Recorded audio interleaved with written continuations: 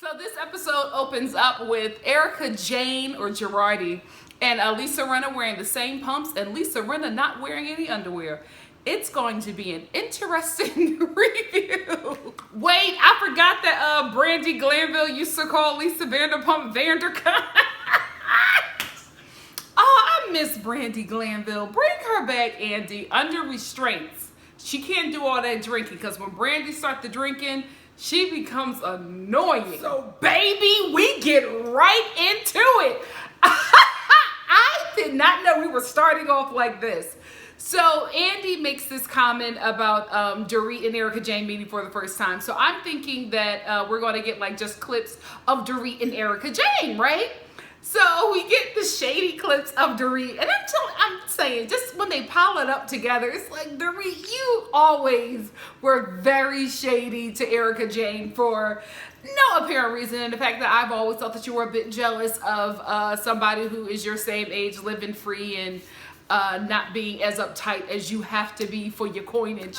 The clips were just really shady, and I was like, ugh. And then we got the little boxes of their reaction watching.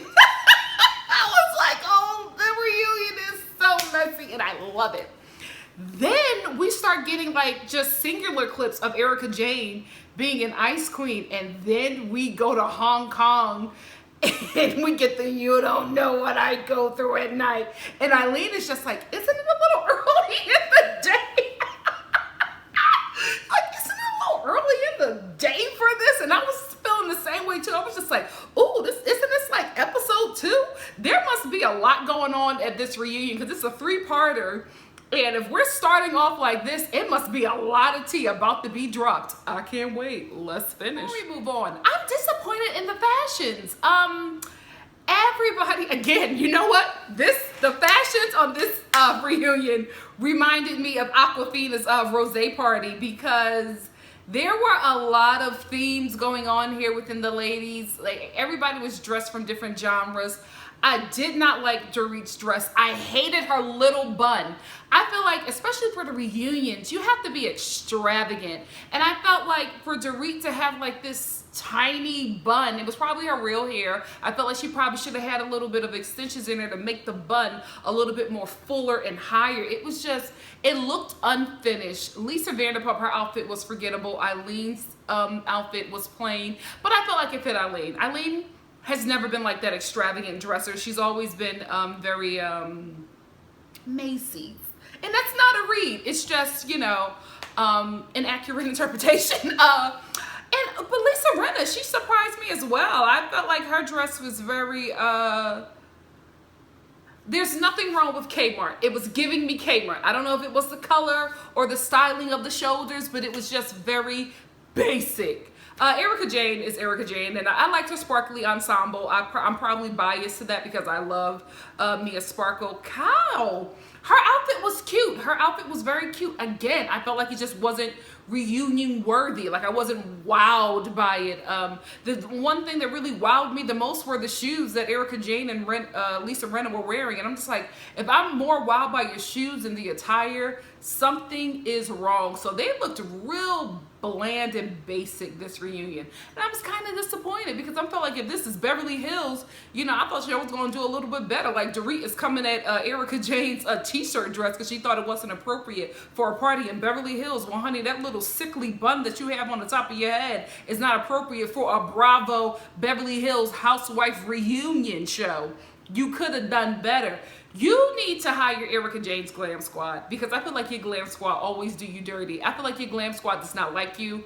They always have you out here looking a hot mess on national TV. And for you to brag about your coinage and all this, and to, you know, to be somebody who's so upper crust, I can't believe that your fashions are so dreadful. Then we get into the relationship between Dorit and Erika Jane, and I just feel like there's just, Dorit just never really liked Erika Jane right off the bat. I don't know if she reminds Dorit of maybe somebody that PK stepped out with. I don't know, but Dorit, you have to, even from the clip, sweetie, from just watching the show, you came at Erika Jayne like right off the bat, and it was just so unwarranted because you guys didn't know each other. So their relationship, I feel like there's something more there, and Dorit is never really going to admit what it is because she kept on saying, I was saying those things and like fun. You don't make jokes with people like that you do not know, especially when the joke is like wrapped up in an insult. Like, so they never really got to a conclusion of the issues that they had before Andy moved on to Erika Jayne and Eileen in Hong Kong. Girl. So Erika Jayne explains, like she did in the season,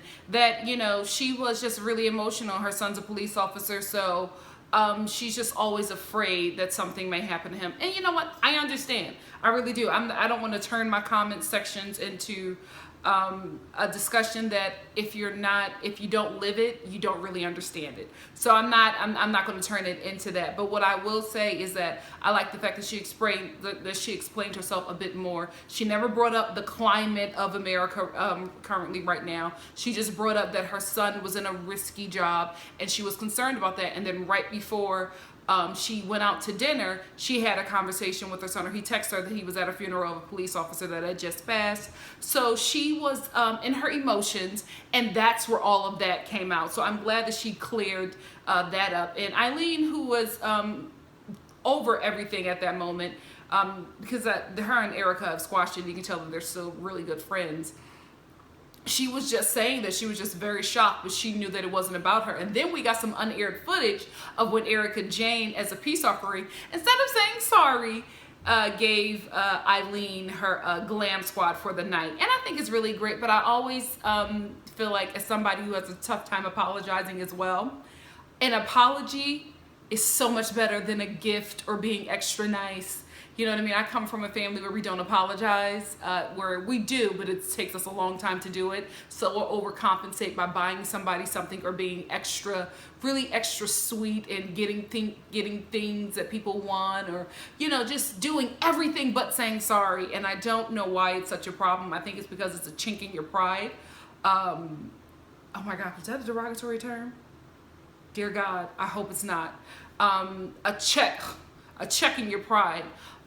So I feel like that's, so I could understand where Erika Jayne was coming from, but as somebody who has a hard time apologizing, I knew that it was a cop-out, and I kind of wish she would have got that apology earlier, but they got it. Eileen got the apology, and they are in a much better place right now. So then Andy starts to talk to Erika Jayne about her mother, because they showed some clips of her mom, and they started talking about her relationship with her mom, and Erika Jayne expresses how her mother even says it, that she did some things to grow her up faster than, you know, Erika Jayne was ready for. And then Lisa Vanderpump, who doesn't like to any situation to not be about her, jumps into it and makes the whole situation about her and how her parents didn't say that she loved her. But what I loved about this whole interaction is that Erika Jayne caught what I caught. Like, she caught what Vanderpump was doing. She caught that Vanderpump was taking her moment and making it about herself, because if you watch Erika Jayne, how she looked at her the entire time she was speaking, she was just like, and like giving her a side too, because she knew what Vanderpump was up to, and that's what Vanderpump does the entire season. That's what she's done on previous seasons. That's what she does at reunions. That's why she keeps on coming back each season, and that's why she's the highest paid housewife, because she knows how to play the reality TV game. I can call it out. I can see that it's messy. I can see that it's shade. I can see that it's manipulative, but at the end of the day, this is a TV show. We are here to be entertained, and Lisa Vanderpump pulls them strings, man. She knows what she's doing. You other wives better watch her and get like Lisa. Then we start getting this shady Bravo footage of how, you know, Lisa hides behind her British humor, because Eileen did this British humor, how she hides behind the British humor when it's really, she's insulting people, but she'll cover and say, it was just my British humor. But Eileen said to Andy, she said, it became very apparent to me that Lisa hadn't let go, you know, Dubai and the issues that we had, because throughout the season she was doing little digs or whatever, and Lisa was just like, oh, I was just having a go, I was just being provocative, and Eileen was just like, no, it just proves my point, you're nasty. Ah! I love Eileen. She does doesn't hold anything back. Like, she doesn't have to be shady or terrible to people, but what I love about her is that she says what's on her mind. Eileen is never going to, like, if you ask Eileen what's on her mind, she is going to tell you, and she'll just say it and just move on. You're nasty. Yes, we have this moment between Lisa Rinna and Vanderpump. The Lisas, they start talking about their issues that they're having, and it's clear that Lisa didn't move on from the issues that she had with Lisa, because Lisa is saying, I thought we moved past it, I thought we were moving forward, and then Vanderpump is just like, well, I was upset because you came with my friend Dorit, and Brenna's just like, but that's not between me and you. And she's like, well, you having to go at my friend. And I honestly just feel like Lisa Vanderpump, it takes her a minute to get over things. She doesn't, she likes stirring the pot, she likes being in the mess, she likes observing the mess. She doesn't like when people whose strings she pulls clips themselves off those strings and comes after her or confronts her for what she has done. And I feel like that's happened with her and Vanderpump, and I think this with her and Rinna, and it also happened with her and Glenda, which is why they were no longer friends. So I feel like that's where that issue is. Lisa doesn't like being challenged, and she doesn't like people who she does not think is on her level getting up to her level and dealing with her like that. So I feel like that's where the issues came from. But then they share this really sweet moment because they talk about, Rinna brings up how they went to go get the ponies, and a friend of Vanderpump's who flew them there had crashed his plane and died. And so Vanderpump starts crying, and then Rinna and her share this really sweet moment. And honestly, I know this is the first day of the first part of the reunion. It seems like everything is okay, but then, you know, in the coming reunions, they're going to show clips, and then they're all going to get upset all over again. So I don't know why they're setting us up like this is going to be a sweet little moment between the two of them, and then they're going to be all hunky-dory from here on out, because we know that come part 2 and especially part 3, they're going to be arguing, things are going to be said, and it's going to get nasty all over again. So you can keep these sweet moments, Andy. Leave them for the end when we know that they're real. Not now, because we know this little sweet moment is going to die out pretty soon. So then we spend an insufferable amount of time on Dorit. And baby, like I called it, this accent is fake, because somebody wrote in about a question, and I really don't feel like there are people, like, I don't feel like these are fan questions. I feel like these are probably questions that Andy wants to ask, and he just puts like some fake name above it, and like Sheila from Kentucky wants to know, Dorit, this accent isn't real. I saw a video of you from 2013 on YouTube.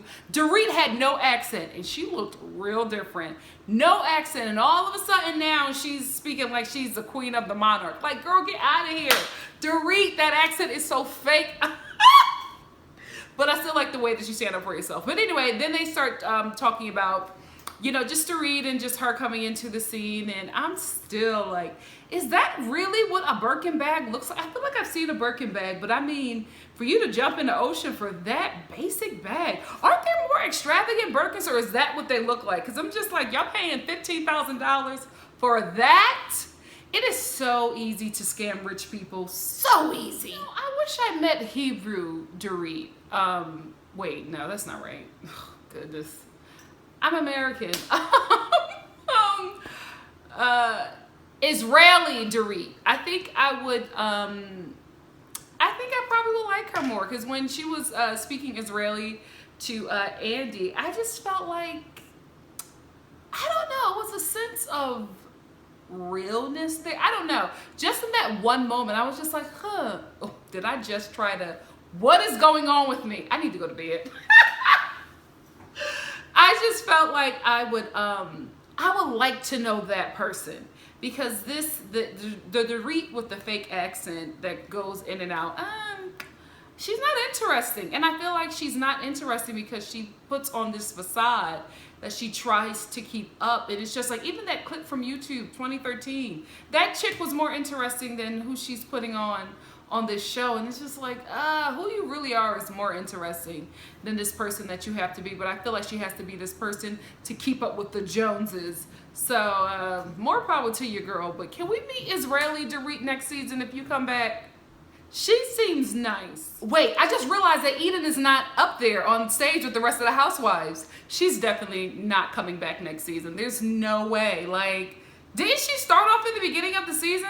I mean, I think she was introduced like an episode later, but normally all the housewives start off on the set. So I'm just, wow, this is, ooh. So then PK is brought on to set, and I'm already annoyed because he's obviously, I will say this, he's obviously very regretful of how he acted. Like, he watched himself on the show this season, and he comes in with a totally different energy now, and he's very apologetic, and he's just like, he thinks that Panty-gate went on for far too long. But watching everything that transpired, because you know Bravo loves to show the receipts, and they're showing these clips of PK and Dorit and the jokes that they were making about Erika's vagina, and just it was really embarrassing for Erika Jayne, and it was hard to watch her go through that as she was squirming. And then Vanderpump jumps in, and she's just like, well, you know, I didn't think that would bother you because you wear a cunt on your neck for like a necklace. And she was just like, don't confuse my stage persona with who I am as a person, and somebody talking about they looked up my skirt. And I still don't believe that. I do not believe that PK saw her vagina. I feel like it was something that he wanted to see, and he couldn't see it. You know what I mean? Like, even the way that she was sitting, there was, I don't know, there are all women that have sat in a skirt or a dress and not worn underwear because of, you know, panty lines and things of that nature. For you to, especially somebody who is not skinny, because Erika, she is not a skinny girl. She's slim, but she got some thighs on her. For you to have been able to look up a dress that was actually hitting her knees and see her vagina, PK, you had to be MacGyver. I don't know how you saw that. So I don't believe he saw it. I believe that they made it into something because this is Dorit's first season, and they needed some type of storyline, and maybe somebody edged them and was just like, this is the way to go. But if you just look back at it, even with the clips that they were showing, PK and Dorit were extremely unfair to Erika Jayne. It seems like we're going to get a little bit more of PK the next episode. This episode was just basically like beginning and just showing us what we're going to get into. Kim and Eden come onto the show for the next part of the reunion, and it seems to get a little bit more interesting. This first one was a little, you know, they threw some stuff in there to keep us coming back. It's a TV show. I get it. I feel like the next two are going to be have a little bit more fireworks, and I will see you guys then. So thank you guys for watching. If you like what you see here, please like, comment, subscribe, and share, and I will see you next week for part 2 of the Real Housewives of Beverly Hills reunion.